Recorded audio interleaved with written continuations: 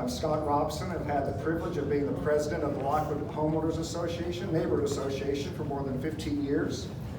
Lochwood is a neighborhood of 5,000 residents from 1,800 homes and the Estancia Hills apartment complex. We are also very happy to be joined and supported by the Old Lake Highlands Neighborhood Association, representing 1,700 homes and 4,500 residents. Eastwood Neighborhood Association with 378 homes and 1,200 residents, as well as several Garland Road business owners. We are here to discuss the proposed rezoning of Shoreline City Church on Garland Road from single family to multifamily mixed use, which would result in the demolition of the 800-seat auditorium, chapel, offices, and the education building to construct a 4-story, 310-unit complex targeting 3 to 4 persons per household. On the stage, we have District 9 Plan Commissioner Michael Young, 2 representatives from the developer called Ohio Holdings, Daniel Smith and Matt Brugink. And I would also like to acknowledge in attendance other public servants and representatives. As I call your name, if you just be kind enough just to stand and so people can see who you are. Current District 9 City Council member Paula Blackmon, former District 9 Councilman and founder of the Garland Road Vision, Gary Griffith. Is Gary here? No, Gary couldn't make it. He had another obligation.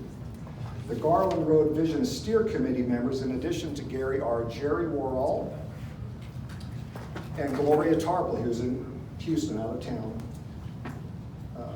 Also, former District 9 Council member, former acting mayor, and recently appointed by Mayor Johnson to the Dallas Public Facilities Corporation, Mary Poss. District 10 Councilman Adam Magoo is not able to attend. Former District 9 Councilman Mark Clayton sends his regards, but is out of country and not able to attend. And is Leanne Ellis, founder of the White Rock East Dallas Coalition of Neighborhoods, here. We are here to determine if this proposed rezoning effort is a win-win for everyone involved or a win-lose. Here are the parties who stand to either win or lose from this deal. Shoreline City Church leadership, who after moving into our neighborhood 6 years ago, when they purchased and renovated the building and property, has decided to sell to an apartment builder and relocate to Kingsley Walnut Hill. Ohio Holdings, the apartment builders, our public servants downtown, and perhaps most importantly, Shoreline City's immediate neighbors, who would be most impacted by this rezoning for years to come. Neil Felder, owner for 20 years of East Lake Medical Building, along with his tenants who provide health care services, and their patients who have expressed concerns about parking, privacy, and safety. The young couple who've recently invested in the neighborhood by starting a small business called the Modern Tot Daycare. These are both directly adjacent to Shoreline City Church and this new development, and share a drive-in space. We will address concerns shared with me about parking, as well as the privacy and safety of those under their care. Eastwood neighbors, who regularly suffer from flooding due to increased development with no floodwater mitigation. And my Lochwood neighbors, whose privacy would be invaded with 4 stories of balconies and windows overlooking their back and front yards. In a moment, I will introduce to you the gentleman from Ohio who will give a 15-minute presentation, and then Thomas Buck and I will speak, and we'll open the floor thereafter to question and answer or other comments. My friend Thomas Buck and I have been working together on this zoning proposal response and community awareness for the past many weeks. We've learned a lot in this process. Some things we wish we hadn't. But one thing we have jokingly, not jokingly said to each other is, we feel like David versus Goliath, or the Pee Wee League team versus the New York Yankees. The resources, money, power, experience, polish, marketing flash, and lawyers that we are up against is what it is. The presenters for the apartment builders have done what they're about to do tonight numerous times. They're in public meetings and private meetings with city officials all over Texas. In their dog and pony show, you'll hear about their concern for teachers, nurses, and firefighters, the missing middle, as it's been coined. And that's their job, and they do it well. And it should be impressive, worthy, I'm sure, of the big screen instead of the one behind me. We are just hoping tonight to level the playing field with what we believe will be helpful information to you, not well orchestrated, not fancy, not well honed, not financed, not rehearsed, and not lawyered up. But we do believe that with a level playing field, David can defeat Goliath, and a Pee Wee League team can defeat the New York Yankees. So let me introduce to you now, representing the New York Yankees Ohala Holdings, Daniel Smith and Matt Brugge. And if you gentlemen, before you give your remarks, if you wouldn't mind, share with us an ordinary event that has brought you joy. I'll get one. Matt Brugge, thank you very much for the time. I don't know if you can hear me. Lakewood resident. I live near the elementary. My wife is here tonight, and 4 months ago, I guess 3 days ago, she gave birth to our first little baby boy named Hayden, and never thought I could experience the joy I have, but that has brought me immense joy. Thank you for the time.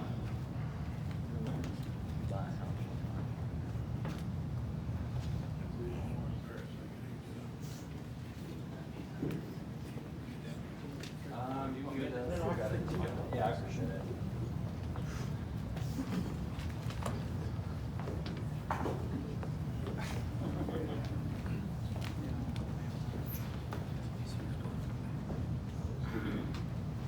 Good evening. Can y'all hear me okay? Scott, thank you so much for that warm and cordial introduction. Certainly appreciate it. One thing that brings me joy, I'm going to copy Matt, is definitely my children and my wife. They're my world. And so this just happens to be a day job and what we do for a living. So thank you. I want to start off this evening, I guess sharing with you a little bit about Ohala Holdings. So we're based here in Dallas, Texas. We do a lot of different things. I specifically focus on multifamily and mixed-use development in large Texas markets. And so we're based in Uptown Dallas. Matt and his wife live just down the road from this project. And we've been watching the Garland Road corridor continue to redevelop and grow over the years. And for us, this is a very exciting opportunity to get in front of the people of the community and share with you the facts. And so I want to start this off before I go directly into the project by just providing a little bit of information on the City Plan Commission or the zoning timeline and process in the city of Dallas. And if you look up on the screen, you can see in here there's some little red boxes, and those red boxes indicate the required steps that a developer typically would partake in order to modify the use of a piece of land in Dallas. And so as you see on there, the first red box is on February 15th. That's filing for City Plan Commission to modify the use. And then you can see on the far right-hand side, there's two other red boxes. Ultimately, there's a City Plan Commission hearing followed by a City Council hearing. And so all of the other little black boxes leading up into that date are different steps that we've taken in effort to engage the community and other folks in order to try to find some middle ground for this particular development. And so if I may, I'd like to very quickly just walk through the timeline. In the fourth quarter of last year, we were approached by the church. We learned that they were moving, and it presented an exciting opportunity for us. And so what we did was we came up with an original design of all 4-story buildings, no parking garage, no true separation from the Lochwood Neighborhood Association. We met with several different folks within the community, And after taking that feedback, we're in a very different place at this point. And so after redesigning the project, we filed for City Plan Commission.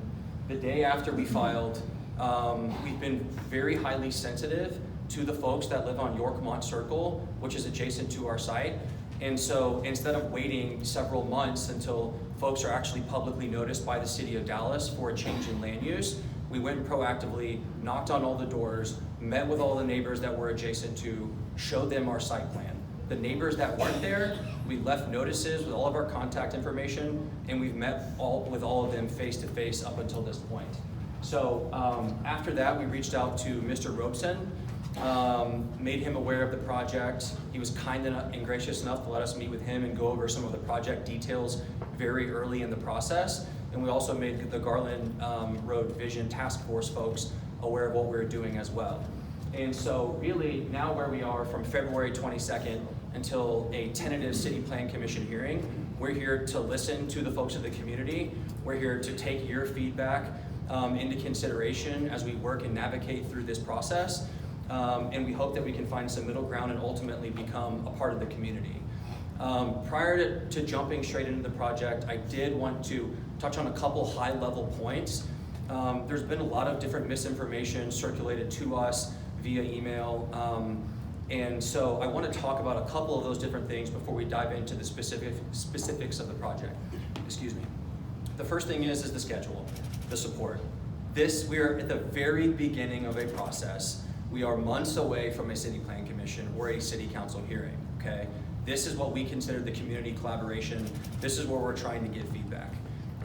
We have no support from the City Plan Commissioner or the City Councilwoman at this point, although ultimately that's what our goal is. We're still at the very beginning. So a lot of folks have felt like something's already been approved or this has been rushed. The truth is this is still very early.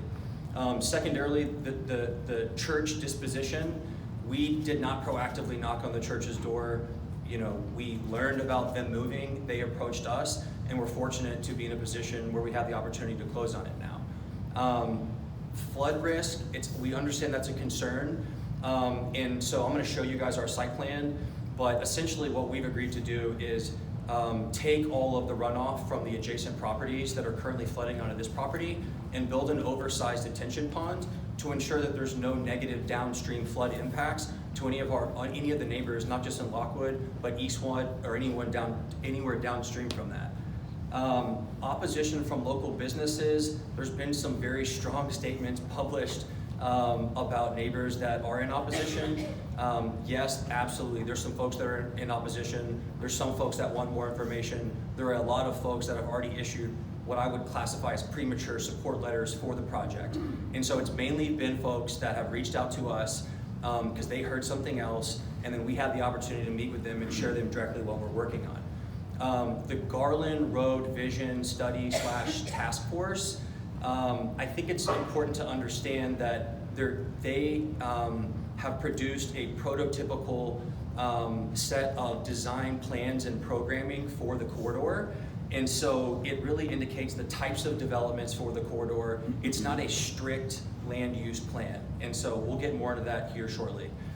Traffic counts, we'll get into that. In short, multifamily, our peak traffic counts and average traffic counts are significantly lower than a lot of the other adjacent uses, such as medical office buildings, normal office, restaurants, and different types of retail. And so I'm going to share with you those statistics here shortly. Finally, attainable housing. We've been contacted numerous times and gotten several calls and complaints of folks that were concerned that this was a 100% low-income housing project-based Section 8 housing project. That is not what this is, okay? This is a Class A mixed income, mixed use development with about half of our property set aside for working class people who make in between $50,000 and $71,000 per year. These are the people that make up the backbone of America. These are the people that teach our kids at school. These are the police officers, the firefighters, the municipal employees. These are working class folks, and they deserve a place to live without having to move into a one bedroom and pay $1,600 in rent, which is what the average rate is for some of our newer comparables on the street. So why here? And there's a couple different reasons. Like I said, Matthew lives in this general area. We've been watching the corridor for a long time. There's been a good amount of redevelopment and economic activity that's happened south of PV along Garland Road, and we've kind of watched this from afar, and we would like to see that economic activity and the redevelopment continue up the corridor. And so we think by developing a mixed-use, mixed-income project that adheres to the Garland Road Vision's general design criteria, offering both working class as well as much higher earners a place to live, as well as incorporating a creative office component that can serve as a community amenity. We think these are all very interesting components that will continue to spur new growth and redevelopment up the corridor. So before I dive into our specific site plan, I want to let everyone know that we have worked through multiple different design iterations of this site plan, and this was the last version prior to making changes and submitting formally to the city. So this is an old site plan. And so some things on here that I want to point out to y'all that are going to be very different from what we ultimately submitted and we're going to be talking about this evening is that this is a all 4-story project, okay? There is no mix of uses. There is all surface parking. There is minimal green space, okay? This is what we came up with originally because we wanted to optimize our financial returns. But the truth is that after getting feedback from a lot of people in this room, we've made a number of substantial design concessions or modifications in the hope of eventually winning the support of the folks in here. And so if you look in the top left-hand corner where it says design considerations, I put different boxes and highlighted those on the site plan. And so if you look in the top left-hand corner, it says 2-story SFR in blue.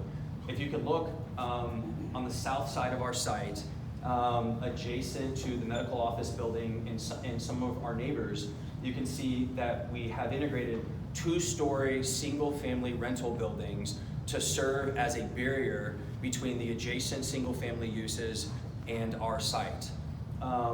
Additionally, if you look in the red, just under there, as well as the red highlight to the north next to Modern Tot, we've also set aside a minimum 10-foot landscape barrier, okay? We have 8-foot wood horizontal slat privacy fence. We're preserving all of the old oak heritage trees on the site. We've agreed to plant new vertical landscape species to also obstruct those views. And the next one on there is the green space and detention. And so on the far left-hand side, it's not typical to have a 1.1 to 1.2 acre area set aside for detention, green space, outdoor amenities in an urban infill environment like this. But we understand there's concerns with flooding, there's concerns with open space, and so that's why we've agreed to set that aside.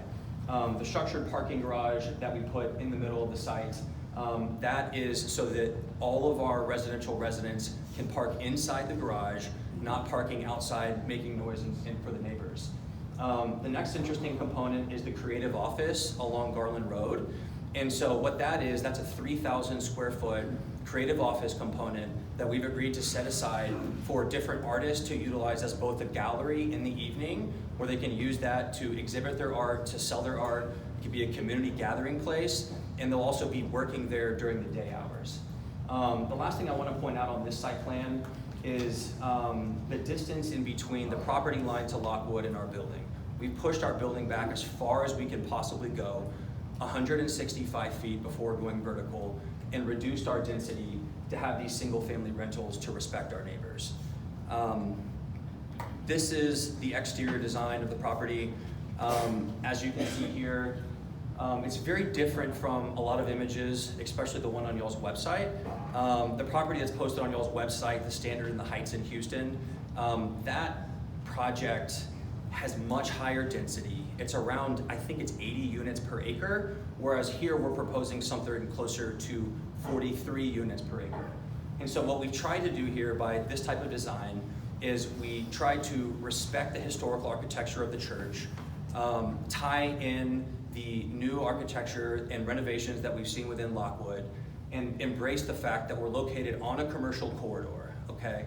And so we have steeper pitch roofs, asphalt shingle, wood accents, storefront glass, and we think by pushing the building up to Garland Road, it's gonna help activate a lot of the different streetscape. This is the actual plan development site plan that we've submitted to the city. I'm happy to circulate that to everyone here. 3 minutes. What's that? Got 3 minutes. Okay, thanks, Scott. This is an exterior rendering from Yorkmont Circle perspective. This is just, and so not shown on here is the 8-foot wood privacy fence so that we could get a general idea of the types of buildings that the folks on Yorkmont might see. Different landscape screening components. The Garland Road vision study was a very key component that we took in, several key components that we took into consideration during the design process. And so inside the study, which was done 10 years ago, this specific site is it's set aside for public institutional use or an art park, okay? And so now that we're here, the church is going to be liquidating the property. We tried to come up with a design that embraced some of those components. And so inside the Garland Road vision, this is area plan 2, okay? If you look in red, that is our site directly across the street. Again, it's just the study is really more prototype design. If you can see, the prototype design for this general pocket has a mixes of uses, it has retail, it encourages urban density.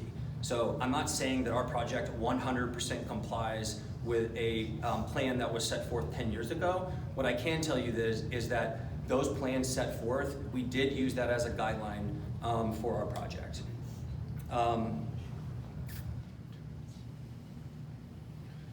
These are some general photos that show the types of projects that we built. And so you can see, interior pool courtyards, coffee bar on the top right. All of our properties have large fitness facilities. It's important for us to have community gathering areas that folks can work in. All the interior design, we typically have, this property will have a business center, co-working lounge, conference rooms, community meeting space. This is generally what the interiors of our properties look like. We use a 3-inch granite on everything. We use durable products, vinyl plank flooring, 48-inch upper cabinets, stainless steel appliances if we can find them in America. A couple other things that I want to talk on really, really quickly, and I promise I'll pass the torch, Scott. The unit mix composition, as I alluded to earlier, around 50% market rate, around 50% of folks that earn in between $50,000 and $72,000 per year. And so we've received a lot of different questions like, are the attainable housing units going to be in the back or on the top floor away from everyone? The answer is no, that's illegal, okay? The way that it works is we are privately financing and building this project, and we design and build Class A stuff. And so all of the exterior facade, the amenities, the interior finishes, everything that our market rate tenants have, our attainable working class residents are gonna have.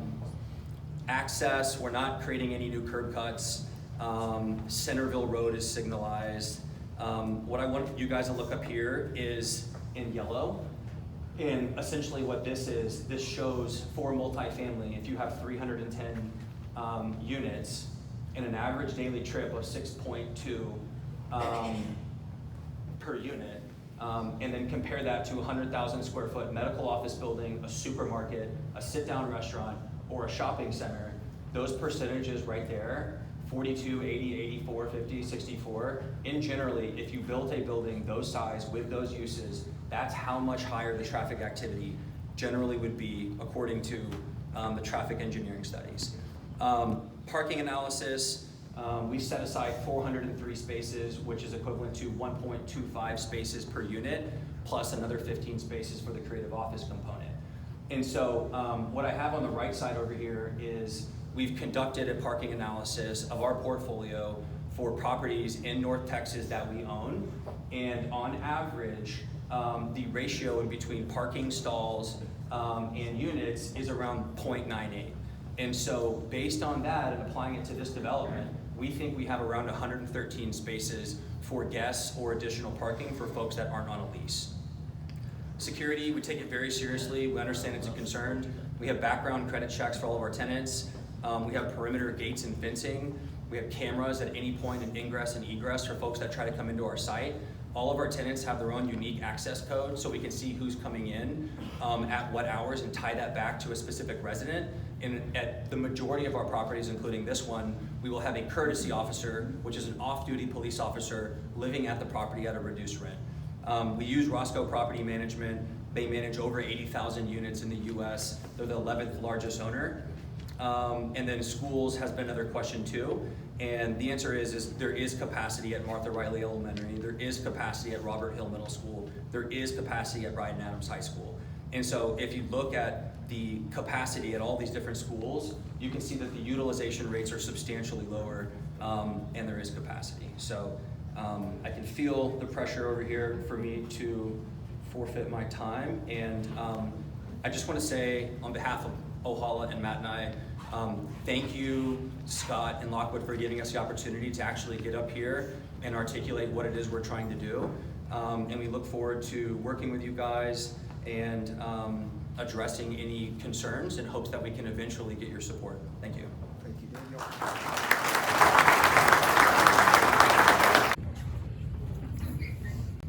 Thank you, Daniel. Before I make my remarks, I've been asked to read two statements from two people who are not able to attend this evening. One is from the owner of the East Lake Medical Building. These are directly adjacent to the proposed zoning and directly adjacent to Shoreline City. I'm sorry that I cannot be present at the meeting, but I want to express my opposition to the proposed development, and I would think that since I own the adjoining property and since we share an entrance, my input should have serious impact. I have owned, leased, and managed the East Lake Medical Building at 10611 Garland Road for the past 20 years. My property adjoins the proposed development. The East Lake Medical Building has been somewhat of a landmark in the area, as it's often called the Green Building, and many neighbors remember the doctor and dentist visits they've had as younger people. I oppose approval for several reasons. The increase in traffic, the lack of consistency of the plan for the neighborhood, water runoff issues, and potential crime and mismanagement. It is very nice that the developers are showing what a great job they are projected to do, but there is nothing holding them to anything in the future once they fill the property and sell it to the next investor. I've been reached on my cell phone. He provides that here, Neil Felder. If any of you would like his cell phone afterwards, I'm happy to give it to you. From the president of the Eastwood Neighborhood Association. As president of the Eastwood Neighborhood Association, I'm addressing several local and neighborhood concerns with respect to the developer's plan to convert the Shoreline City Church into a residential community. To this end, we are supporting the Lochwood Neighborhood Association. First and foremost is the Eastwood neighborhood's vital concern with respect to flooding. For the Eastwood Neighborhood Association, flooding is an overwhelmingly paramount issue. 19 homes in Eastwood flood regularly due to increased development upstream from the Dixon Branch Creek with no floodwater mitigation. That is 19 too many, and we will not stand by as more residents' homes are threatened. For the Eastwood neighborhood to even consider this to be an acceptable project, it will have to incorporate complete stormwater management on site. Otherwise, stormwater from this development will go directly into the Dixon Branch Creek and immediately cause an increase in the already untenable flooding situation in our neighborhood. Next. By way of a quick contrast, my wife and I recently attended a groundbreaking ceremony in a residential neighborhood and near businesses where a new non-residential development is to begin. Neighbors and the city council representative were there to enjoy the celebratory moment. It was received by the surrounding homeowners and businesses with warmth and applause. No anger, no strife, no business hassles, no offense, no division. So very different from what we've been through, had put on our plates these past few weeks. That was a win-win. Next, I'll touch on 4 things and then pass the mic to Thomas Buck. 1, the Garland Road vision. 2, the Garland Road experiment. 3, problems that can be expected by neighbors to this development. And 4, Shoreline City Church's obligation to be a good neighbor. Next. First, the Garland Road vision. In 2006, then District 9 Council member Gary Griffith formed an advisory committee of stakeholders interested in improving Garland Road from I-635 to what's called the 3G intersection, Garland Road, Gaston Avenue, and Gaston Road and Grand Avenue. It was funded by a grant from the North Texas Council of Governments. $150,000 was spent on a study led by an urban architectural and planning firm in collaboration with a comprehensive group of stakeholders, including McShan's Florist, Castellina Shopping Center, Doctors Hospital, the Arboretum, etc., and every contiguous homeowners association. Over the next 5 years, many of you, as well as my wife and I, met to discuss, debate, plan, and ultimately provide the city with a blueprint, a vision for them to follow in order to enhance the aesthetic character and function along this stretch of road. In other words, make Garland Road more livable and less of an eyesore. The Dallas Urban Design and Planners provided an assessment. The project was completed and sent to the Dallas City Council, where it was adopted as a comprehensive plan to follow with developments. Next. One component of it, which this proposed rezoning flies in the face of, is that any development of apartments, multifamily units, would be no more than 3 stories high. The state law enabling statute says a city shall zone consistent with its comprehensive plan. Please know, we are not opposed to a development, but if it is inconsistent with the city comprehensive plan, and if it is not compatible with the neighborhood, that needs to be changed.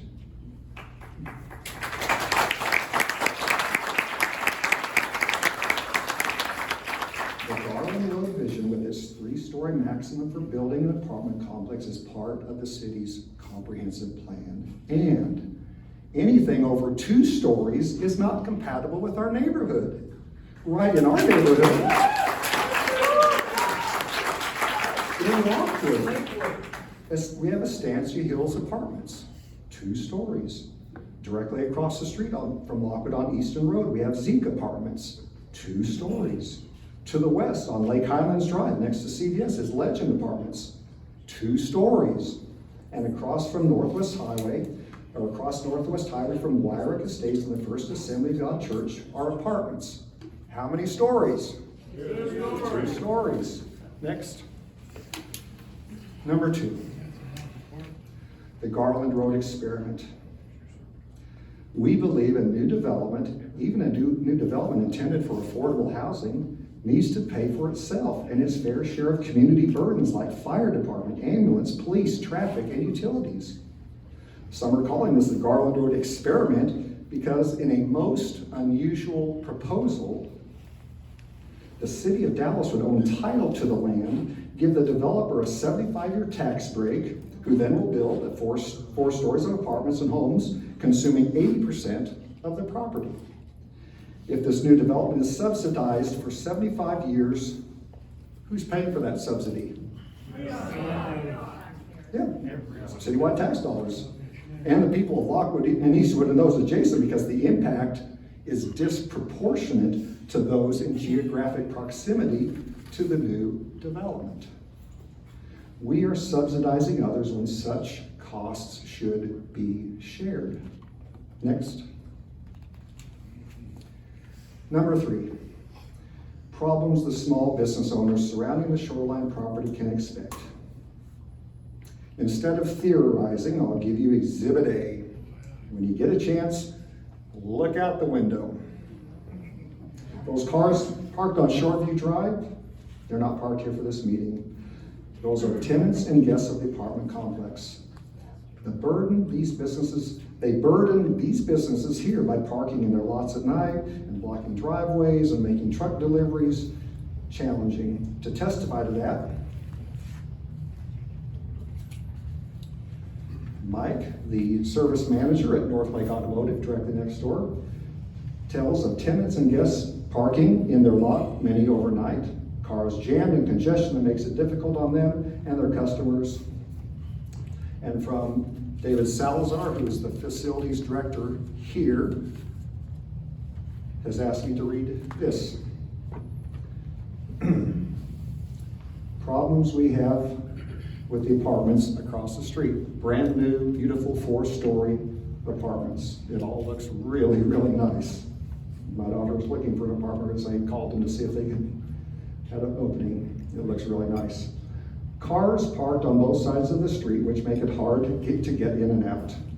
Their guests use our parking lot to park and then cross the street to visit them. Tow trucks are here almost every week, towing cars from the parking garage, and then the tow trucks drive behind our building to hitch up the cars that they're repoing to take them away. He has some concerns about Amazon, UPS, movers, electricians, and plumbers. When they come to serve the tenants across the street, they all park their car in our lot, Knights of Columbus Hall, and then cross the street to deliver. And we have our own deliveries, he says. Uber, Lyft, they wait in our lots to pick up their guests. Are you listening, Modern Tot and East Lake Medical? They had a party Saturday night on the patio, and they all started to park on our lot while we were having a private event here. So the facilities director here is supposed to be taking care of this facility, plays parking cop, telling people you can't park here, you can't park here. Why not? This is private parking. They use our dumpsters to throw away their trash when they're moving in or out. Modern Tot, East Lake Medical, and they bring their pets to use the bathroom on the green grass.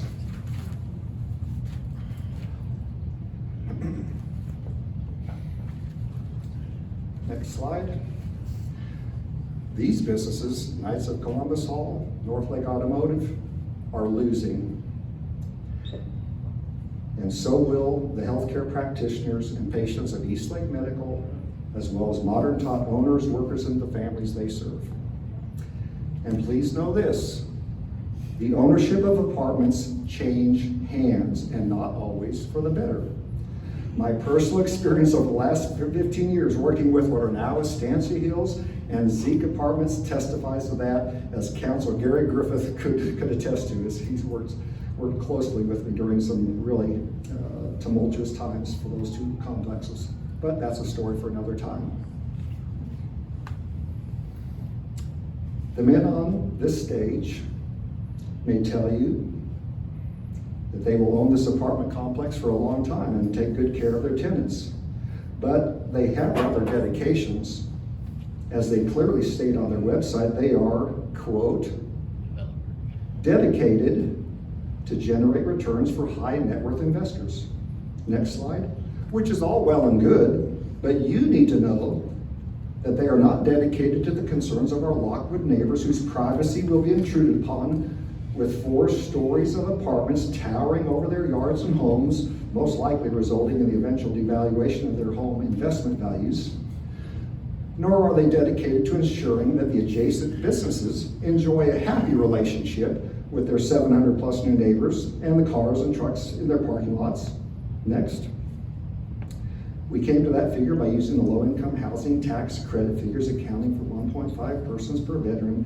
If 100% filled, the complex would have 744 tenants, not including guests. A big red flag for us is that Ohala outsources the management of their properties to Roscoe Property Management, who have an F rating by the Better Business Bureau. Even if they were the best property managers in Texas, in 3 or 4 or 5 years, once Ohala has achieved what they're dedicated to, generating returns to their high net worth investors, it will be time to sell and cash out.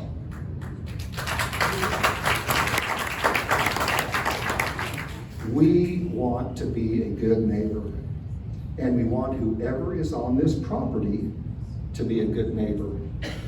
But we need the players here tonight to find a more compatible use that does not intrude on neighbors trying to earn a living next door or invade the home privacy of homeowners. Next.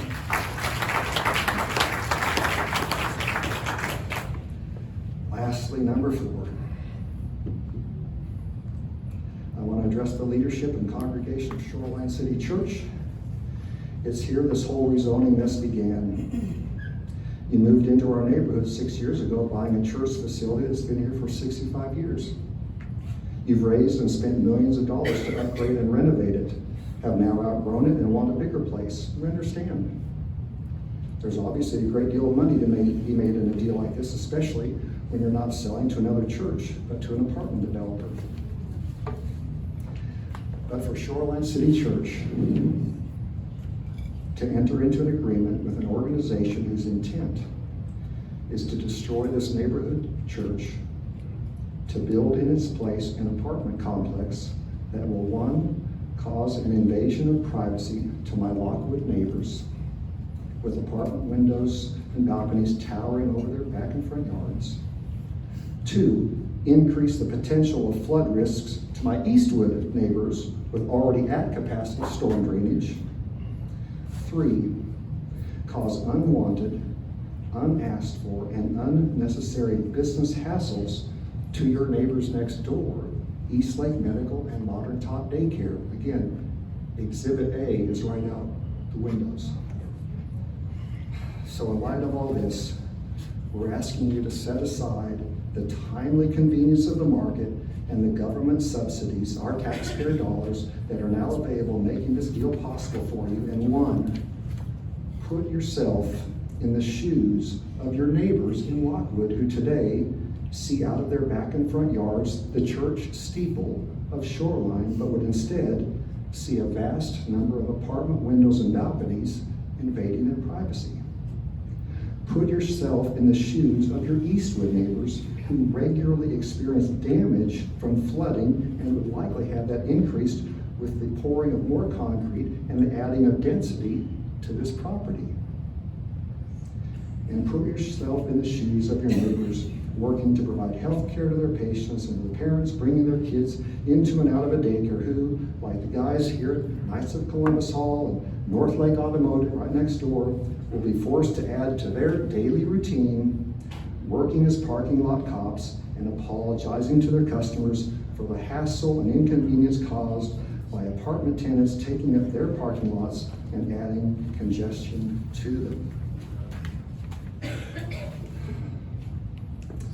Please know we are not feeling the love professed on the front of the church, which states, "You are loved already." We appeal, therefore, to your sense of Christian conscience and duty. If possible, so far as it depends on you, live peaceably with everyone. This is possible. This depends on you. Live peaceably with us. End the strife and the offense that's been caused by this. And finally, the greatest commandment in the entire book concludes with these words: and love your neighbor as yourself. Amen. Shoreline City Church, please hear your neighbor. Shoreline City Church, please love your neighbor. Shoreline City Church, we are your neighbor.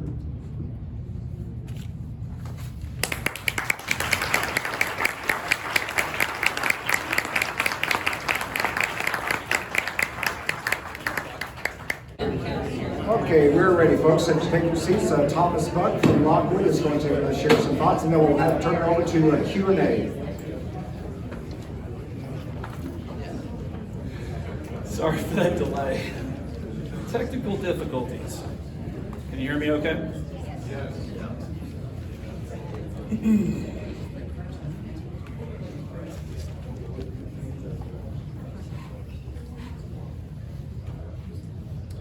All right, thank you, Scott. And I'd also like to thank everyone for attending tonight, bad weather and all.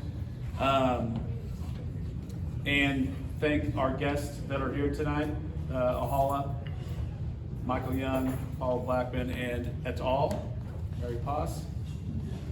Let me first start out by saying that, next. This is not about affordable housing for us. Affordable housing is not an issue at 80% average median income. It is a non-issue, in fact. The workforce community, because they are designated low income, are misunderstood and misrepresented. And I think that's one thing we can all agree on here. So it's clear, to be clear, we do not have a problem making room for the workforce community. Next. For 65 years, the Shoreline property has always been zoned as single-family use for church operations. Now our neighbors and businesses adjacent to our surrounding property are asked to accept a 4-story, 310-unit complex that will not only be, next, visually intrusive, next, creating an invasion of privacy, as you can see, next, but also increase the noise and light pollution, next, and cause guest parking problems. If the property was already zoned for MF, multifamily, mixed income, mixed use, then it would be a buyer beware situation for our neighbors. But it isn't. And that is why the current proposal should be denied. Our neighbors are getting a raw deal, especially those most impacted, closest to the property. Next. The city is extremely motivated, bordering on desperate, to provide affordable housing while adding density. They have admitted to being late to the game on ways to encourage this type of development. They first started on city-owned land to tackle the adopted 1,000-unit affordable housing challenge, which was very successful. I think they got to 750 more. Now they're targeting more desired and developing high opportunity, quote, high opportunity areas around Dallas to provide affordable housing. Next. On Garland Road, you will see, on Garland Road, you've seen this with the developed Dover House, which was a similar situation with a church selling a property to a developer, as well as the trailhead at 3G, which was controversially approved by City Council with no discussion or roll call vote after being denied by the Planning Commission. However, two main differences between those properties are that they are offering a smaller percentage of affordable housing compared to this proposed rezone,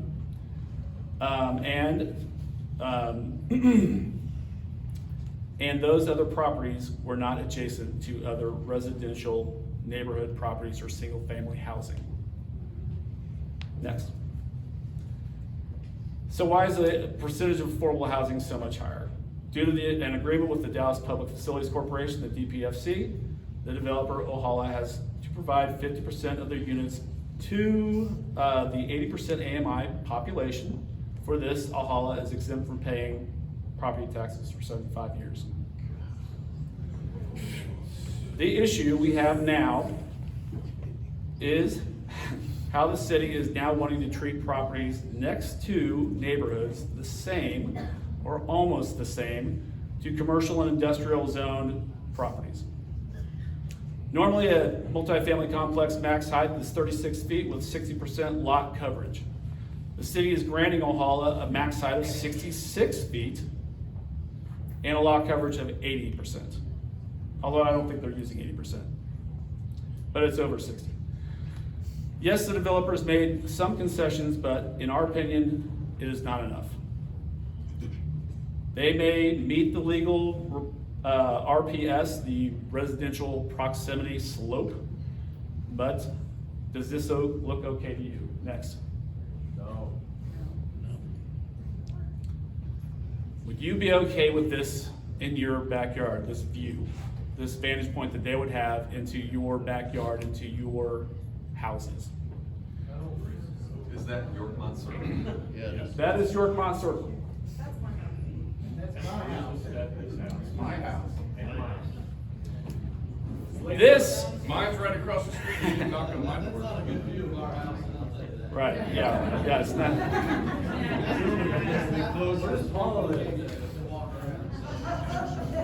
All right, clearly this is an invasion of privacy that an 8-foot fence is not going to fix, and planted trees will take many, many years to develop. Next. Mr. Young stated in his denial of the trailhead development that, quote, "The Garland Road Vision Plan references a clear desire to protect residential neighborhoods from commercial encroachment, which calls for a mixed-use development of only 3 stories." Unquote. Next. This 4-story complex clearly does not adhere to the GRV plan. Next. And the plan clearly indicates where multifamily and mixed-use complexes should be built, and Shoreline property was not targeted for future rezone development for those specific uses. Next.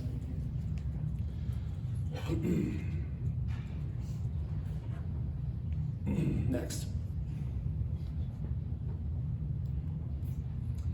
You can see all the mixed use, mixed use, mixed use. Multifamily over there. Next. So they were talking about a community garden art park. Well, this is actually what a community garden art park would look like, not within a multifamily complex that you have to go through to acquire, to enjoy. Next. Okay, I have to just point this out. It's just funny to me that this is zoning 101. This is a document that the city of Dallas provides. Look at this 2-story house next to this 4-story building, which really is very, very much out of scale. That doesn't really look that intrusive, does it? Next. This is what we're looking at. This is to scale. This is the residential proximity slope is 1 to 3, 18.4 degrees. The black line is the slope, the actual slope at 55 feet high. From the 4th story, you can see directly into the house. From the 3rd story, though, you'd have a little harder time at that setback. Next.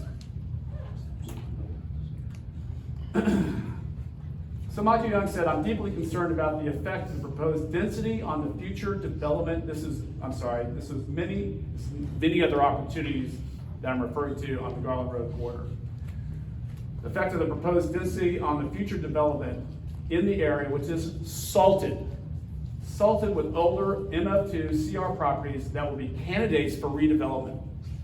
Okay, Mr. Young was talking about the density of the trailhead and how tall it was in the area, right? Well, I'm reading this as to say there are many other properties and opportunities out there on the Garland corridor that they can take advantage of. Amen. Okay, it doesn't have to be this site. There are other sites that will become available that are salted. Next. Michael Young is also quoted as saying, "One of the merits of future cases will be," and this is, so it's a case-by-case basis. It's not legally, it's not precedent setting,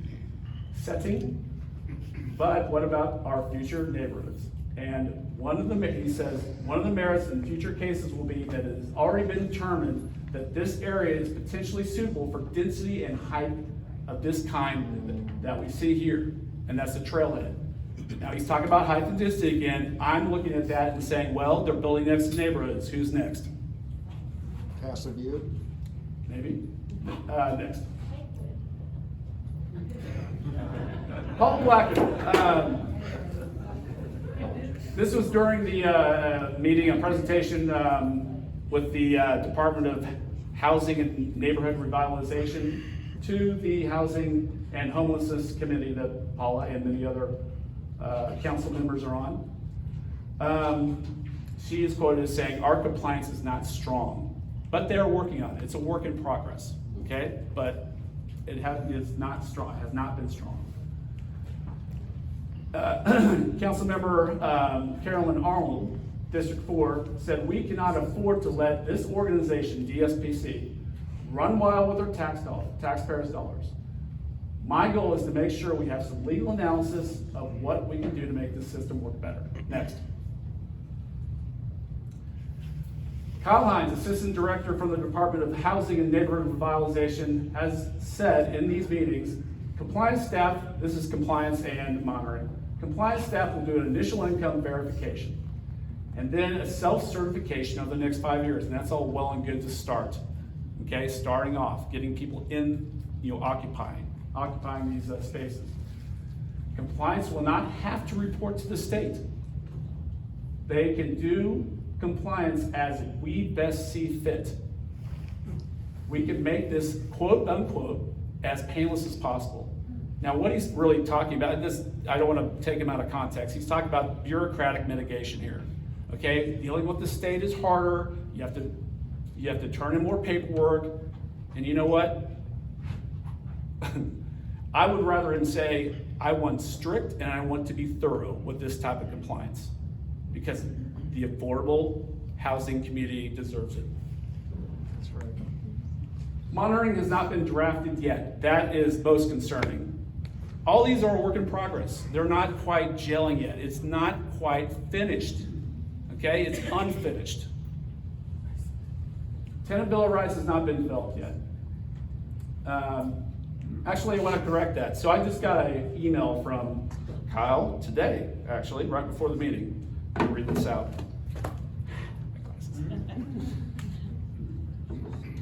So again, they're working on it. It's a work in progress. Please note that we have not actually closed on any developments with the DPFC, and this regulatory agreement is in draft form.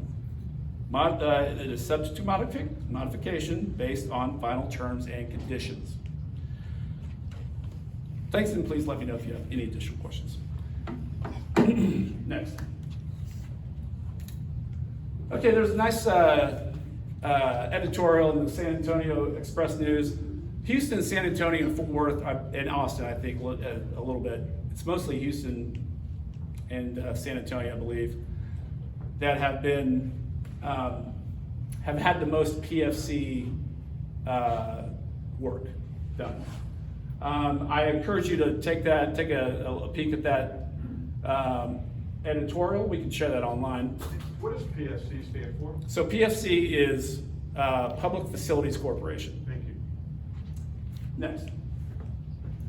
There is a comprehensive report conducted by the UT School of Law about public facilities, corporations, and whatever. A boon to affordable housing or a windfall to apartment developers. Okay? Now this gives both sides of the story. There's benefits and there's issues involved with these PFCs who just were inaugurated in the Texas legislature. Hey, Kyle.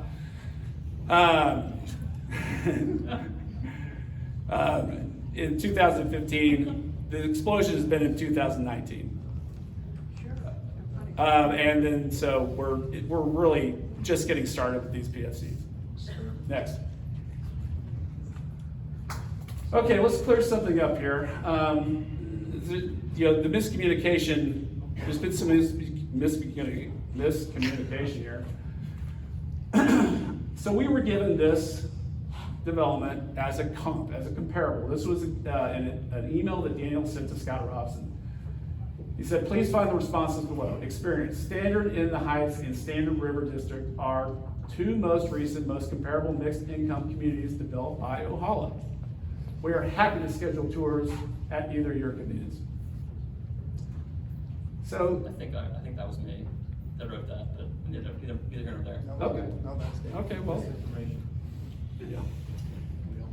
Next. Okay, so this is an experience overview by Paula So Standard in the Heights, Standard River District, there are standards in the Houston and Standard River Districts in Fort Worth. I want you to note all the PFCs that they are involved in. That's 12 different properties. I think they manage 20, so that's obviously more than half. They are very, very active in the PFC market. Next. Okay, I think Scott mentioned this already, so we don't really need to cover this. Next. Okay, assurances and deed restrictions. Scott, top rated, in moving forward, I would hope council would want to get into these deed restrictions, and they've mentioned this before. They've already mentioned the on-site security, but on-site maintenance, a top rated A+ property management company, that is Better Business Bureau A-rated, and adequate parking that does not cause overflow into other lots. Next. Okay, so Scott had mentioned this, but I'm pointing it out. Roscoe Management, Property Management is an F-rated company, unaccredited on the Better Business Bureau. You may you can take that as face value, but it bothers me that it doesn't bother them. And it's a bad look for them, and it's a bad look for all of them. And they may be the only game in town, I'm not even sure. I don't know how many players there are in the property management field in Texas, but that's not a good look. Next. Scott has already mentioned this as far as the parking issue, garage fail. Next. That's the garage in the corner, far corner, that's not being used. Directly across the street. Directly across the street, it's easily accessible, but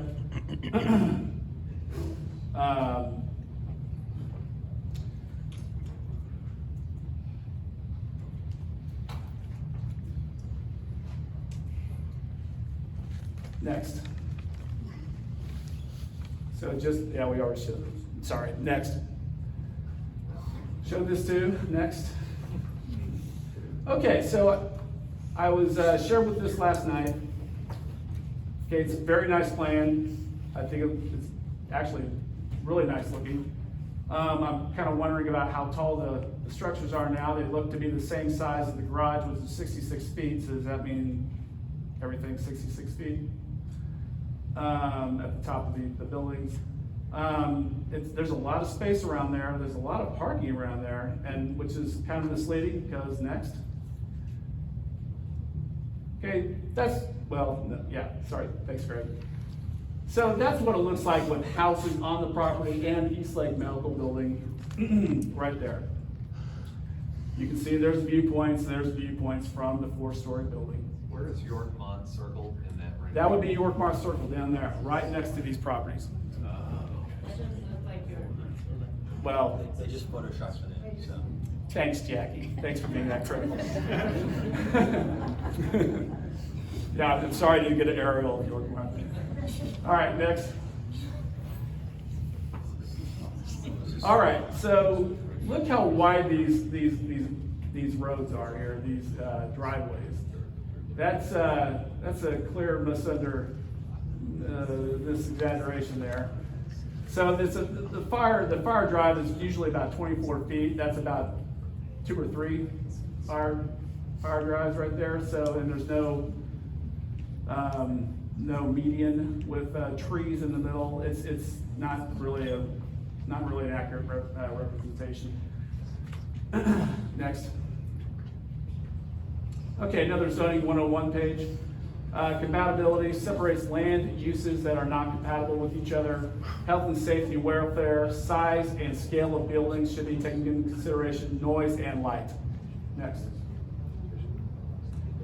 Okay, this is an option. I'm just throwing it out there as a talking point, and this is an ongoing discussion that we need to have with the developer and the people most impacted with this property development.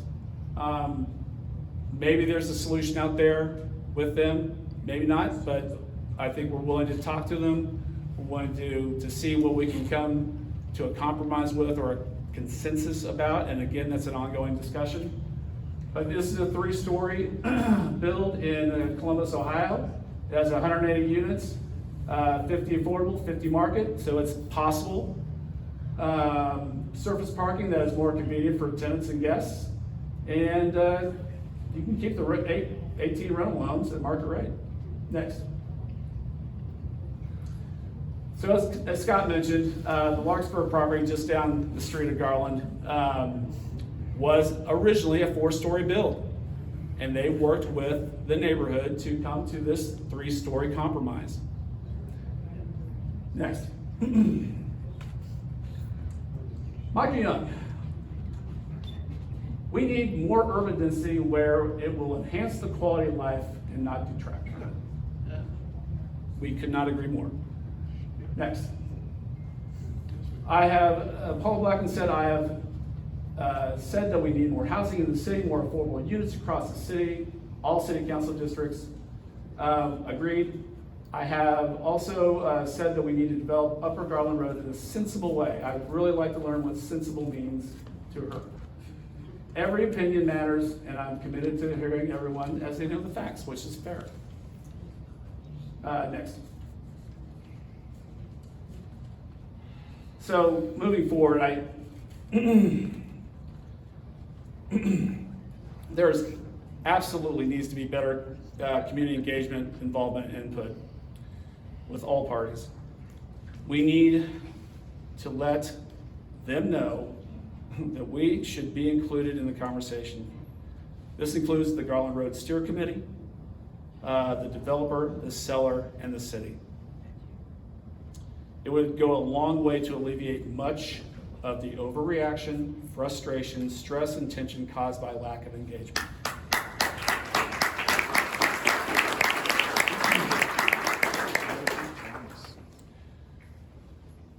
So next, sorry. So let's talk more and act later when rezoning these developments when next to neighborhoods. Like I said, there's a lot of work in progress. There's not a lot of things finished yet. Let's get these finished and then maybe we can talk about doing these types of developments, maybe on a smaller scale or somewhere else.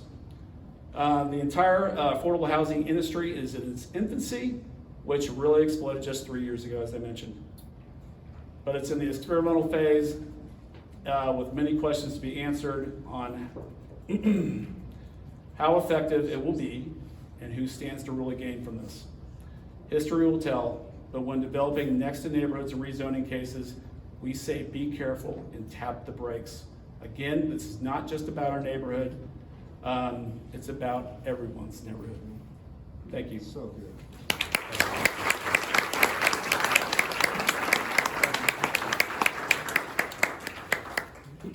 All right, do you have any questions? Go ahead. Can I use a mic? Sure. I don't think my voice. Hustle up. John has a mic. Oh, yeah. Hustle up, John. We're shirking your responsibilities, John.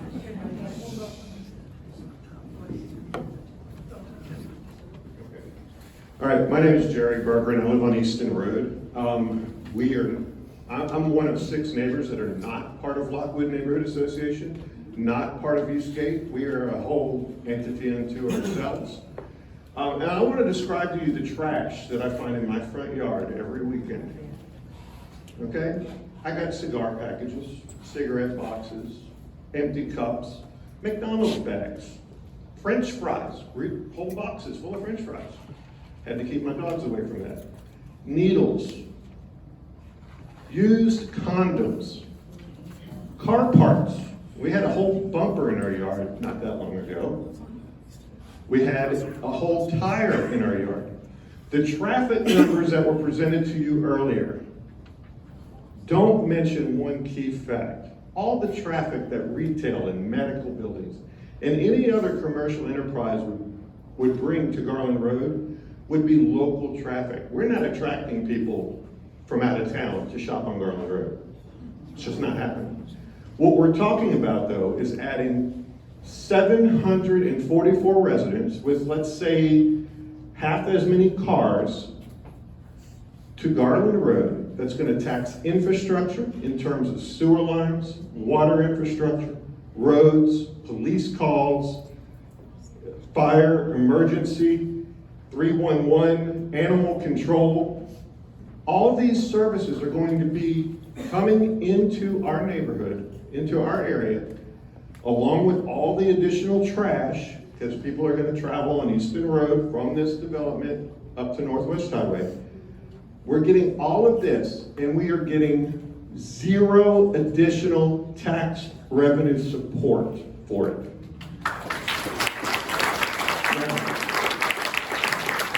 My question is, well, first of all, to the folks at Ohala, congratulations. That was a hell of a negotiation you guys got to get 75 years tax-free. That was wonderful. I'm going to hire you if I need to negotiate something for something. To our city, to your counterparts with the city, shame on you for negotiating that. That's disgraceful. I hope I get to negotiate with you on something one day. Come out making millions on that deal. The point is that we do not have the infrastructure along Garland Road and with the city services to support 744 people more. We could support local commercial because it's not new traffic, it's local traffic. So please, to our city council member in attendance, to Michael Young, who's on the zoning commission, please consider the fact that you have to look past the end of your nose to see the effects that this is going to have, and you're not providing enough tax dollar support to pay for the additional services. And quite frankly, you put one policeman and one school teacher in an apartment, and suddenly it's not affordable housing anymore. So the numbers you showed on the affordable housing, that's a single man or policeman or woman living in that apartment. That's not a family. You're not going to get to that. If you're going to get a family with that median income, that's somebody, I mean, that could be a prostitute and a drug dealer. I don't know. It could be anything. It could be a couple of folks that work at McDonald's to earn that much money. Okay? So that's affordable housing. So please consider that the things that were presented here today were the Pollyannish versions of what's going to happen. Thank you, Joe. Thank you. Who else? Michael? Hi everyone, my name is Michael. I moved into the neighborhood 2 years ago from Washington, D.C. I had a 1-year-old son a year ago, and I want to raise my family in this neighborhood. But two things. Number one, I did make a comment. Thank you for pointing me out. I asked, where does Paula live? I said that, and I regret it, actually. I said it. But I have never felt like Paula Blackman represented us at any point since I lived in this neighborhood. She still hasn't fixed the police issue, and I know that's still on all our minds. Number two, the first thing you said when you came into the room, sir, was that you live in Lakewood, and that this is just down the street. I want to tell you something, this is not Lakewood. What I really want to ask is anyone here representing Shoreline City Church? I'm here, Daniel, and I was going to make a statement in a second. So. Did your broker seek out any buyers who said they would not demolish the facilities? Ask that again? Did your broker seek out any buyers who would not demolish the facilities? Yes. We considered a number of different options. Yes, as a church, we considered a number of different options. And if I can make a statement, can I? Since I'm here, yes, please. Shoreline City. Please. We're super excited about what is happening in the life of our church and in this community. We've been a part of the East Dallas corridor for quite some time, and like 10 years ago, this church started. And I was an SMU student, and I got to go as an SMU student. I don't know what's funny, but I got to attend this church, and it continued to change my life. It grew me into the man that I got to be as an SMU college student, okay? We've seen more than 4,000 people come to our services on a Sunday, and when we outgrew the current building we are in, which you guys have a drone footage around, We decided we need to find a bigger building because the tract of land that we are on is not big enough to support the oh so many cars and oh so many lives that we get to see walk through our doors each and every day. We could go to 5 services, but then me on staff as a serve team member, I get tired, okay? So in order to make sure that we've got enough capacity and enough room, we needed to find a bigger building, okay? And so that meant us looking for the last 4 years, for a new building. And we have done that with Highland Oaks Church, and they have agreed to sell us their building, which will be almost 3 or 4 times the size of our current building. We are still in the neighborhood. We still are committed to making an impact. But at the end of the day, we needed to move. That tract of land was not going to be big enough for us. So I'll tell you right now, I will tell you right now that we were first at CC Young 10 years ago. That's when I found this church and walked through the doors. After CC Young, Angelica Theater, and then on Northwest Highway, Town North is where we were at. Town North, when we grew out of that in less than a year, that was a transaction to another church. And then from there to Garland Road. The reason we're moving to Highland Oaks is because just a few miles down the street, we will be able to make the same impact in a much larger building. So the answer to that question is we prayed about this, we thought about it, and we considered the best decision and path for our church. That's what it comes down to.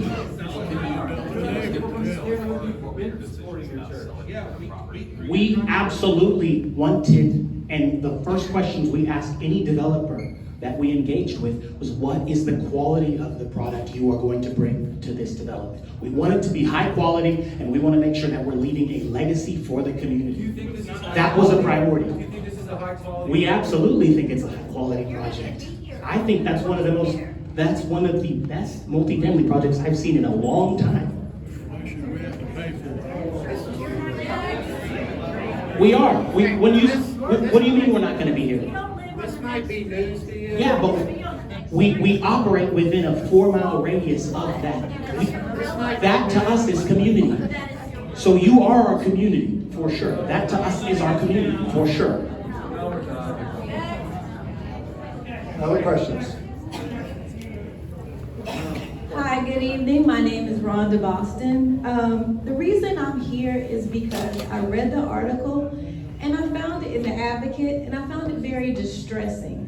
Someone mentioned in the article that the neighborhood is flush with affordable housing. I actually live in an apartment community on Garland Road, and I've lived here for the past 4 years. And to say that prostitutes are going to be the ones living in affordable housing is very insulting. I'm here.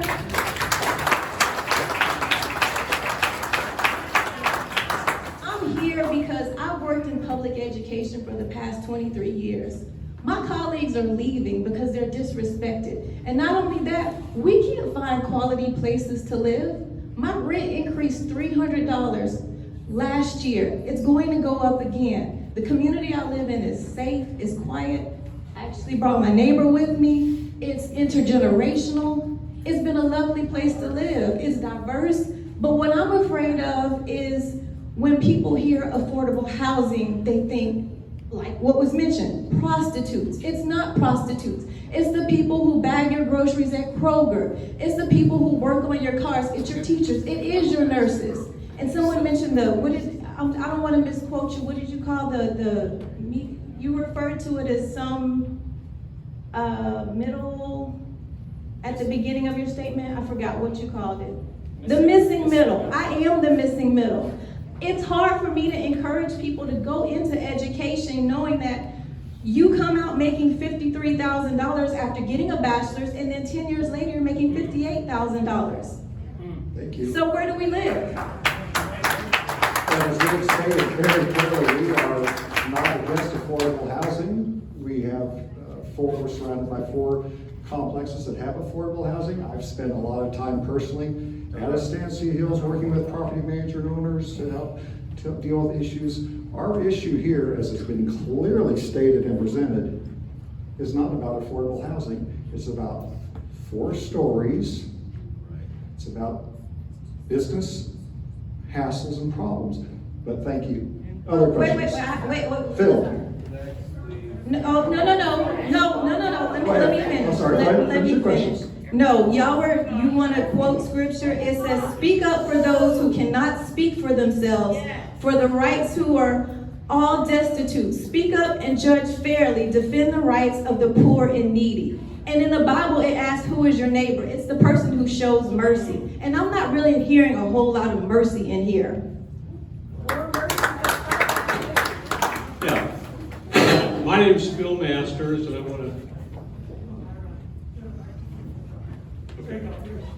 want to welcome our new neighbor from Washington. I was where you were 40 years ago, so I've been in this neighborhood for a while. And Michael Young, this is for you.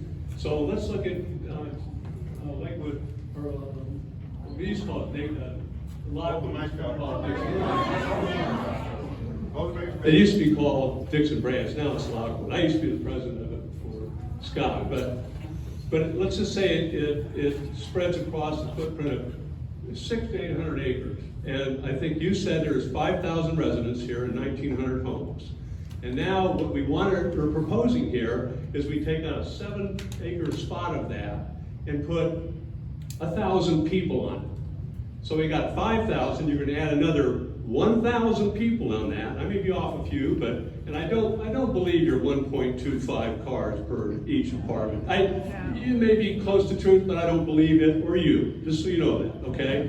So we take 1,000 people on 7 acres and put them in this neighborhood, and I have to think, the country boys have a definition for a mess. And that's 6 gallons of manure in a 5-gallon bucket, and that's what you're proposing right here. There's going to be traffic problems, there's going to be utility problems, water runoff, whatever. But it's going to be a problem. So why is that density, and why isn't it an experiment in a place that I chose 40 years ago to put my time, my money, and my blood, and raise a family, and now all of a sudden, it's a place where we have an experiment? No.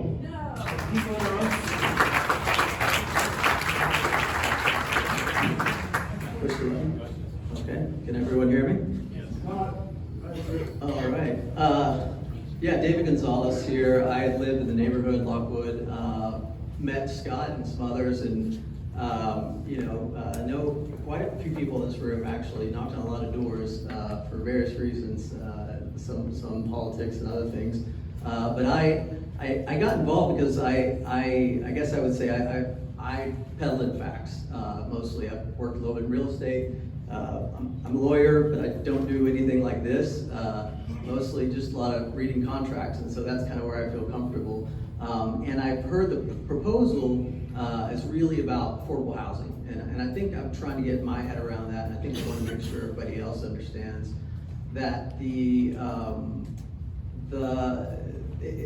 proposal is what percentage again, I guess, of affordable housing?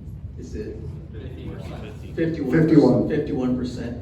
And so in these public-private agreements, is it that initially when you do these things, it's 51%, and there's some type of language and the transfer document, you call it like a covenant, I guess, if you would, where the subsequent buyer has to keep it at 51%, so in perpetuity it would always be 51%? That's correct. And that's a guarantee that you can.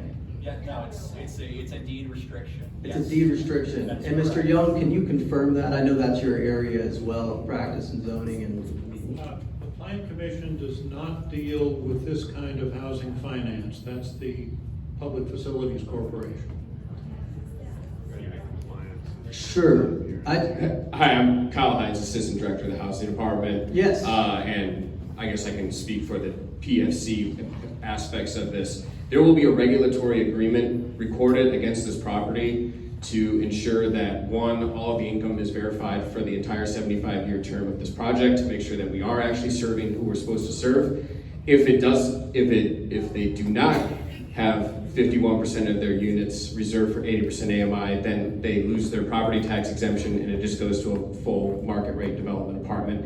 And you risk displacing residents that are the workforce folks that we had talked about. So in theory, let me just jump on that. So if for whatever reason they're not qualifying on these procedures that are being they're still being filled out right now. We're still trying to figure out what they are, but in theory you could lose that, or I guess Ohala could lose that, and then it would just be full market rent. Correct. And then it wouldn't be affordable housing. No. Okay. The bigger question is how you enforce that. Right, but then there wouldn't be affordable housing proposal like it's being proposed now. I'm just saying that we can't guarantee 75 years of affordable housing. It's Hold on just a second. Comment?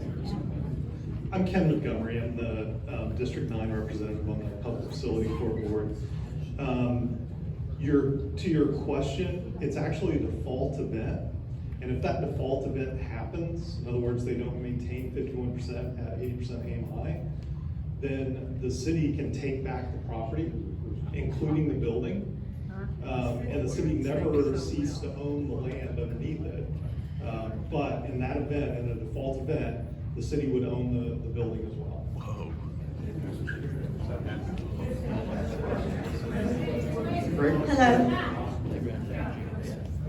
Hi, my name is Greg Stansky. I don't know if some of you know me and some of you don't. I lived in this neighborhood on Yorkmont Circle. Most of these people in this row are my neighbors and have lived with me for a very long time. I've been there 22 years. I've been there on Christmas Eve 2000 when we moved in. I live in the house that you're seeing on the map there. The pool is my neighbor Bruce Parrott's house. I guess it's just better if I walk up here, isn't it? Yeah. Sorry. I want to tell you people what's really happening here. How many people in this room are in construction? How many people in this room build houses? How many people in this room do remodels? None of us. You do. This is what I do for my life. I've dealt in multifamily situations across the country for the American Disabilities Act as an accessibility specialist. I've worked in some of y'all's homes in this neighborhood. I've worked in 123 homes in Hollywood Heights and over 600 homes in East Dallas over the past 37 years. So I know what's happening here, and I live right there. This is my neighbor's Bruce house, Bruce Parrott, his pool. This is my neighbor Stephanie Rubel and Mark Rubel. This is their yard right here. This is Don Ebel, right here on the edge. My neighbors across the street, Jackie and Andy. And then Frazier right next to me, who works late, comes home, enjoys the quiet of what we now have. I sit in my backyard when I can't sleep. I don't understand politics. I'm not a politician. I do understand I've seen a lot of slides. I do understand I've seen a lot of numbers. And I do understand I need to tell you people what is really happening here. Number one, the elevation of the existing property that everyone keeps speaking of at 51 feet above the ground is incorrect. If you take the existing grade of Yorkmont Circle and shoot across the top of where that first story starts, it's already 20 feet above grade from our street. That makes this building 71 feet in the air with a pitched roof. With a mansard roof, it's 61 feet in the air. Now, I don't know if any of you know that. And initially, when these gentlemen came to me, I was very pleased. I was very moved that they had their act together. They knew what they were talking about. They presented us with what you're seeing here is a very similar plan. Bruce Parrott, myself, and Don Ebel met with these investors at lunch to speak and try to find out what it is we were dealing with. And they had me convinced, And I said, man, this sounds like a really great deal. But the more I got into it, the more I learned and thought about what it is that I do for a living and what my neighbors want. I started asking my neighbors, I said, what do you think about this? Every one of them walked up and down the street, talked to every one of them for an hour maybe. And then they felt, okay, well, yeah. They came around, They told us what they were doing. That's very respectful. I appreciate that. The neighborhood association came through Facebook and told us what was going on, to let us know, to shed some light. Now, at the same time, those who never change their mind never change anything. And that's Winston Churchill. So I believe that's some good advice. So after I've thought about and looked at everything I've been presented, I've been involved with the Anatole Christmas, Gilly's Lot. I built upstairs, Cattle Baron's Wall. I've walked off the wheel with my wheel. The setback that they have at 165 feet, they are correct where it sits. But that building currently sits 20 feet above grade elevation now. If you go just look at it. It doesn't take a mental giant to figure this out. But there's lots of things that have not been brought to light. Watershed, I see they've addressed that, are working on that right here. Initially, the watershed area was back here. The dog park was initially a lot bigger than it was now. Now it's smaller. How is a dog park going to affect our street and all our dogs barking at all these dogs along? How is the apartment complex at 4 stories going to be lit up at night like an airport? And I can't go out in my backyard and enjoy the darkness and the country setting that I have bought on living on Yorkmont Circle, the peace and the quiet that this neighborhood has provided me, the neighbors that have supported me, the love that we have among our neighbors, and we take care of each other. We have keys to each other's houses, you know?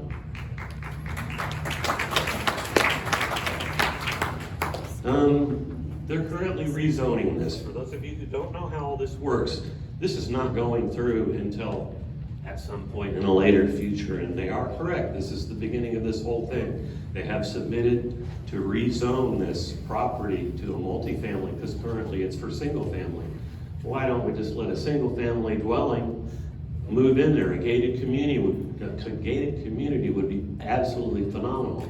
A business that was a retail establishment would go home at night and close their doors. It would be quiet from 11, 12, 1 o'clock till 7 in the morning. An apartment complex will have traffic from all of the people coming home who do the partying late at night at 2 in the morning. I see most of us are more than likely over the age of 30, 40 years old here. So we enjoy a lot of quiet, I have to say. So, and in retrospect, you know, the maximum number of units, I'm seeing this thing as I go outside and sit in my backyard in the evening. It's almost like I live in the country, but now it's going to be like I'm living next to DFW Airport if they put this thing up there, because that's all I'm going to see is lights. I'm going to hear cars coming in and out. Yes, I agree. The building, the landscape allowance that they have put in here at that 10% to go along our street, which I guess you see is right here. That's my house, Bruce's. These 6 properties back right up to our street there. That's good, and I thought about that, and I actually proposed that. Maybe you guys need to have some foliage that would extend 10, 12, 16 feet. But at the same time, now I'm thinking, man, you almost need a wall there to bring that down. So I just want to say that this is really not benefiting us, to my knowledge, and you really need to know what's happening. So thank you. I have a quick question. I have a quick question to Shoreline. What's the sell price? Yeah, we're not gonna disclose that. What's the sell price? It's illegal, we can't disclose it. What's illegal? Confidentiality Oh, agreements, inside purchase facility. Oh, okay, I was not aware of that. Yeah. Guys, I'd like to take this a little different direction.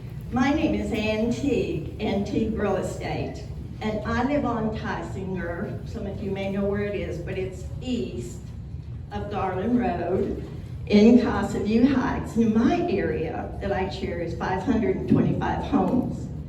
Now, when I learned about this project, the first thing I did was get in my car and drive. And I went over there and I practically walked every 7-acre part of that.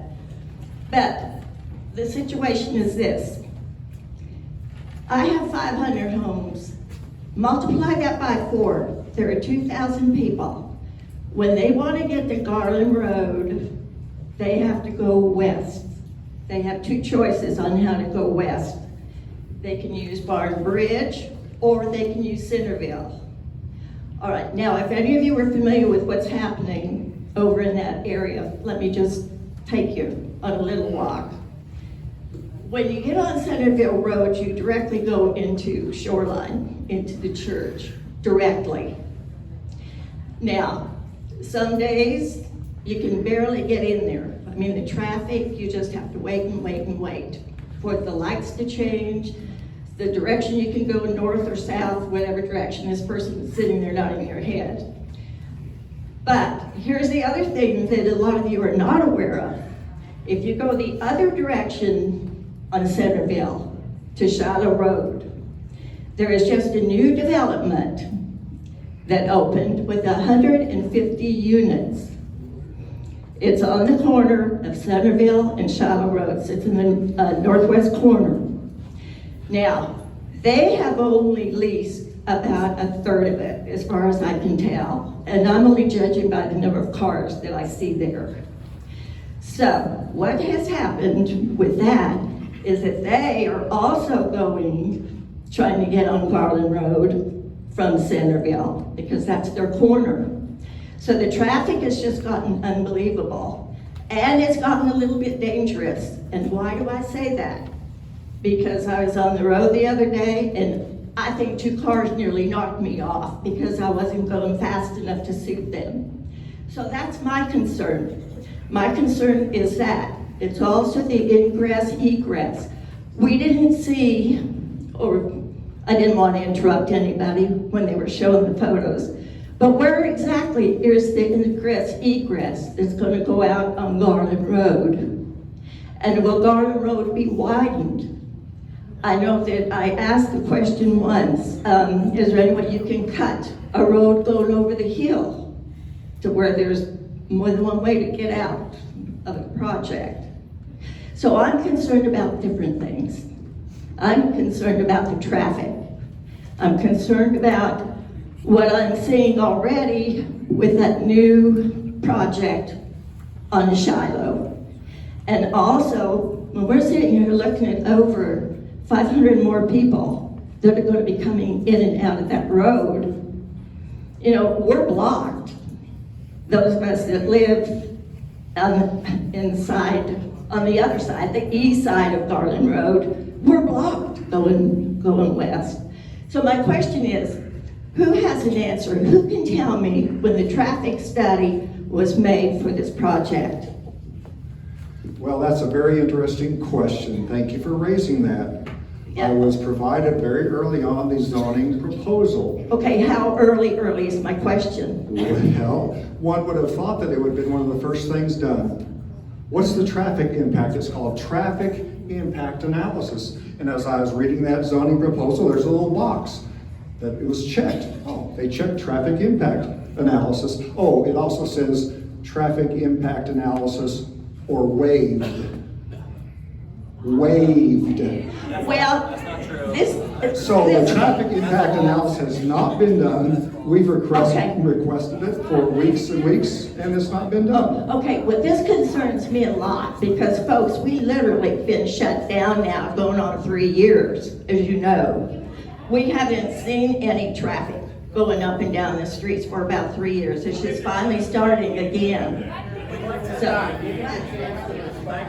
Thank you so much, Scott. Hey, thank you for the question. So a traffic impact analysis was started on this over 30 days ago. It's going to be done next week. And in terms of the 2 points of access for ingress and egress, we are planning on utilizing the existing curb cuts. And so the existing, I don't know if you probably can't see this, but our primary entrance off Centerville Road, cars can come in and out of there. And then the other access point, it's really an egress point on the north side, cars can only leave. So the traffic impact study analysis is almost done. We're planning on utilizing the existing curb cuts. Okay, so you're saying that right now, you've got the exact same egress you're using coming out of the church, getting on Garland Road, which goes into this little main corridor, and here's the traffic coming west into the very same thing. I just want to mention one other thing. There's a set of railroad tracks there. And I mentioned to my friend that brought me over here this evening, I said, what really bothers me is how long you have to sit there to get on Garland Road. And people, there are a lot of people that don't realize they should not be parking on the railroad tracks, sitting there waiting and waiting and waiting. So I'm saying it is a dangerous situation. So that's my opinion. Understood. Thank you for the feedback.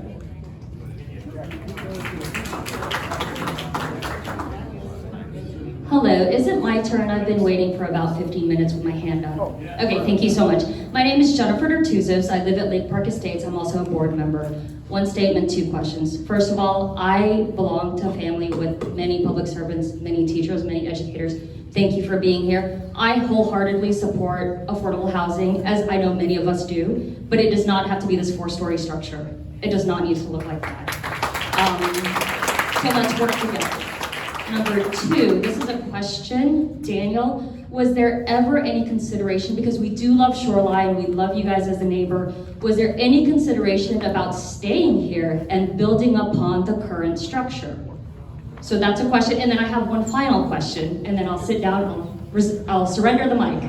So without additional curb cutouts, I'm not a city planner, I'm not a construction worker, I don't know how to do any of that stuff with the roads. But every single day, in the morning and in the evening, Garland Road and Tranquilla, or for those of us who prefer Texan English, Tranquilla, it is incredibly jam-packed, super trafficky. I walk there, it's incredibly dangerous. How do we plan to alleviate entrances and exits without additional curb cuts? Thank you.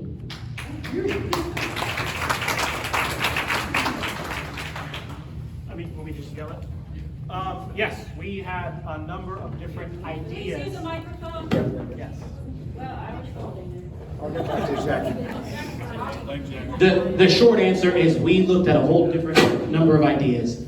We utilize the parking lot not just on our property on a Sunday, but we utilize the parking lot across the street, the extra space storage, and that the property next door. So we fully utilize those parking lots. So for us, there's literally no room, guys. Like, that's the answer. There's no room for us. So, which is a good problem to have for a church. Okay, Jackie. Thank you. Okay, I'm the worst person to be up here talking because I see both sides. Number one, my main concern is I am part of the Yorkmont Circle crew. How are the lights gonna be? Because like Greg said, we enjoy our pretend country living. So what kind of lights are there gonna be? Are they gonna be filtered or, I mean, don't look at me. I mean, that's my main concern. Also, I drive Garland Road all the time. I don't see a lot of traffic coming out of the apartment places. So I don't know why that's an issue. She is something. Oh, I'm also a part of Yorkmont Circle. Just to add, the lighting made one of our concerns. Another concern would be the on-site security. We have had difficulties with the surrounding apartment complexes. They don't have a point of contact or on-site security. I'm not so sure that I think a courtesy officer is sufficient because that's not his job to actually enforce anything. It's kind of just convenient to have somebody that may be able to get the cops there faster. Runoff is also a concern because our street turns into a huge river. Yeah, definitely at the bottom. So that runoff, so I see that's being addressed. I'd like to know more about that and whether there are studies that actually say that that will help, because I lived in Houston for a number of years and that's what's happening in Houston. Tons of development, no water management, causing a ton of flooding. And then finally, security, lighting, runoff. And then yes, the fact that it's noise and then the height of the building. So those are my 4 concerns on Yorkmont Circle. Just real quick, Mary. Do you want to answer her questions? Can we get the questions answered instead of going? Oh, okay. I didn't really have any direct questions, but those are my concerns and things that we're willing to work with. Yes, ma'am. Those are all really good questions, and we put a lot of thought into all of them, especially after meeting with Mr. Perry and Greg, who live on Yorkmont as well. The runoff, the primary reason why the backside of our site, the 1.1 or 1.2 acres, is not being developed into any like improved vertical structure is because we know that there's a downstream flooding issue, and so we basically set aside that whole entire area because we know that we need to accommodate everyone's flows. So we don't have a, assuming if we get our zoning, the next step would be to conduct a flood study. But as of right now, like, we just don't feel comfortable putting anything else back in that area because we know that there's a lot of water that we need to deal with. Security, I 100% understand. I've talked with the NPO in the neighborhood. I've also talked with the private, or I guess the DPD off-duty officers that y'all brought. I fully understand that there's folks that might be traveling in that back alley to get from Yorkmont back to Garland Road.